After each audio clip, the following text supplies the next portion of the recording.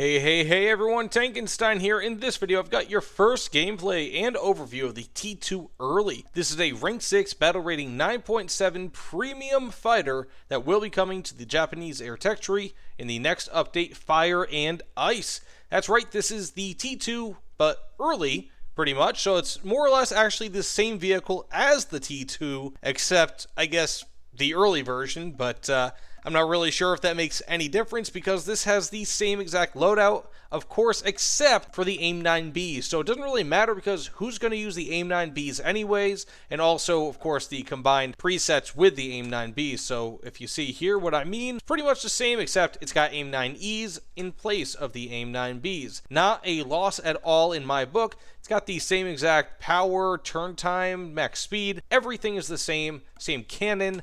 This is, again, pretty much the same. Now, War Thunder, or Gaijin rather, has not clarified whether or not this will be a pack vehicle, but I'm assuming it will be, being that they did move this down to a GE vehicle, whereas the JASDF Sabre used to be a pack vehicle. So they removed it, turned it into a GE vehicle, and now my guess is that the T-2 Early will be their pack vehicle. Maybe it'll be a pre-sale, who knows?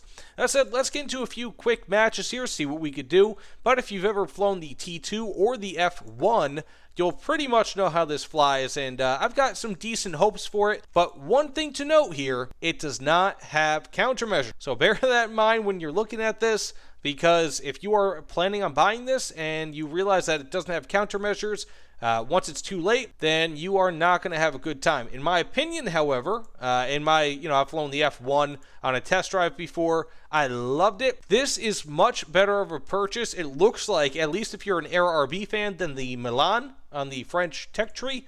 But those are my early opinions. That said, let's get into it.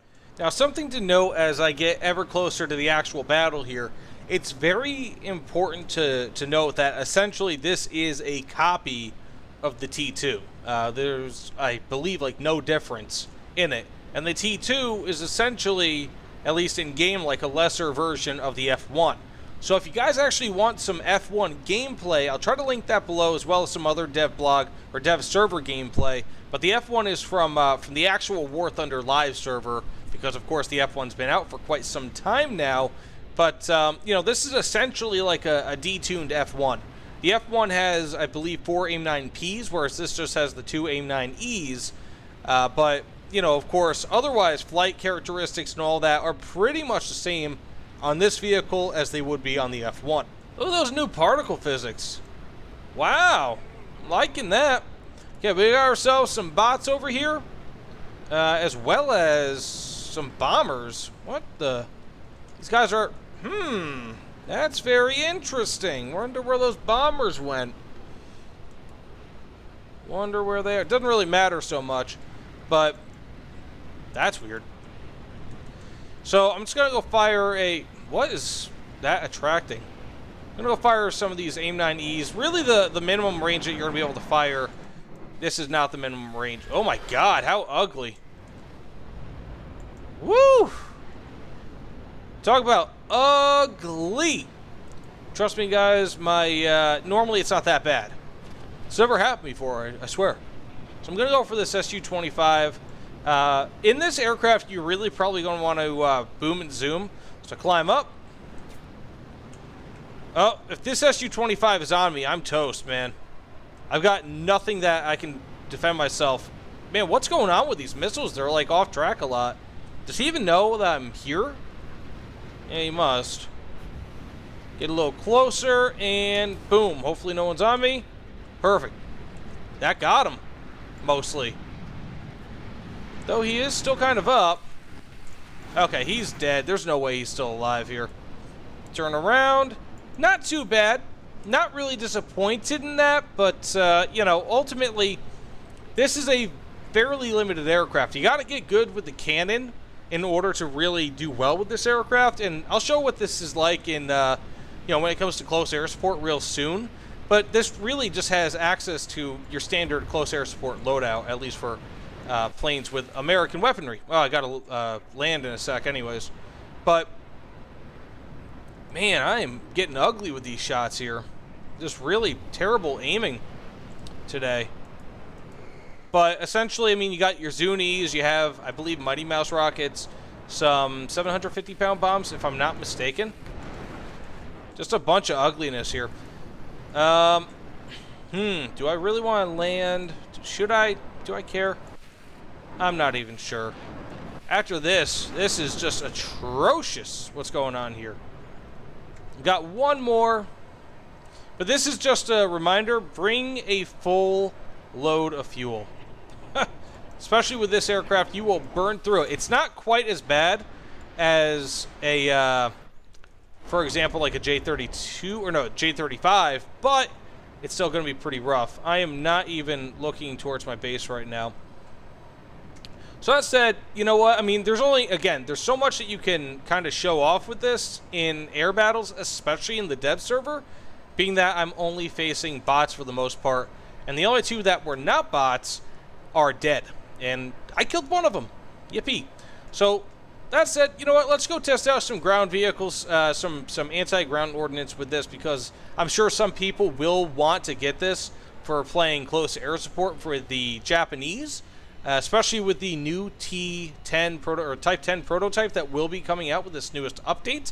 It is not shown on the dev server, at least not yet, but we might be, you know, this might be your new close air support aircraft for that plane or for top tier Japanese. So that said, let's go test that out in test drive mode and see what we can do. So of course you will have the ability to customize loadouts with this. So I'll go ahead, do this. Probably, of course, on the wingtips, you can only put AIM-9s. So you may as well. Actually, you know what? You can get AIM-9Bs, but they are not in your presets. So it pretty much just kind of makes it think that you don't have AIM-9Bs because, I mean, why would you want to use them? But in theory, you could equip AIM-9Bs to the wingtips. So that said, let's go equip some ordnance here. I'm going to equip some Zunies there, some Mighty Mouse there, a bomb there, some more Mighty Mouse and some Zunies for some symmetry. Okay, so that said, this is not all too bad. This is actually a loadout I could see myself using in-game. I'm not really sure why I would do that and not just the Zunies, but hey, who knows, right? It looks pretty stout. Let's get into some test drive. So as you can see, even with this full loadout, I am climbing pretty decently and gaining speed. So pretty impressive power, you know, if you've flown the T-2 before or the F-1. Again, I believe they have the same power plants. The F-1 weighs a tiny bit more, if I'm not mistaken, but this is very impressive. Now, it doesn't appear as though it has any sort of a ballistics computer. So I am now looking at my Zunies, and yeah, the Zunies do not have a ballistics computer on them. I'll just kind of check real quick. Weaponry, yeah, there's no ballistics computer. That's interesting. And again, my awful aim streak has continued. So I'm just going to turn around here, got some speed. I'm going to go for that M47 with my Zunies. Or better yet, you know, maybe I can actually keep that alive. So I'll use the Mighty Mouse first, because of course they weigh quite a bit less. But I'm actually kind of surprised, but not really at the same time, that this does not have a ballistics computer. At least, again, not in the dev server. You know, there are plenty of things that could still change. Man, what is up with these trajectories? Woo! Yes, there are still plenty of things that can change in War Thunder. So, you know, if you see something on here and you don't really think that it looks right, or whatever the case may be, maybe like your favorite vehicle is not carrying its favorite armament, it is the dev server, so there are still some things that could change. I'm going to fire a Zuni at one of these boats here. Put my air brakes on. And, ooh, I hit him directly. Okay, 2 direct hits, not too shabby-dabby, and then I'll drop my 750-pound bomb on that Studebaker over there. He's looking a little suspicious. Sus, I think the kids call it. And that'll be that. And also, this does have a radar, which is cool. It doesn't really matter too much, but you can lock your missiles, I believe, onto the radar lock, which should be pretty cool. You know what? I didn't. I thought I had the bomb selected. And there we go. Right there. Nice. Now that was as good of a bomb drop as you're going to get with a 750-pounder. Not too shabby. So that said, thanks so much for watching. That's pretty much going to be it for this gameplay. I'm not really, itching to do any more for this because, of course, it's a pretty basic aircraft. This is about as much of a fighter as you're going to get.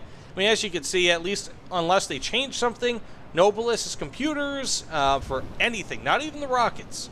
Whereas that's a pretty common thing with Russian aircraft. So this is going to be geared towards grinding the air tech tree so that maybe you can get yourself a better close air support plane. But either way, thanks again, guys. And if you want, subscribe. If not, cool too. But I'll see you all on the other side. Take care, everyone.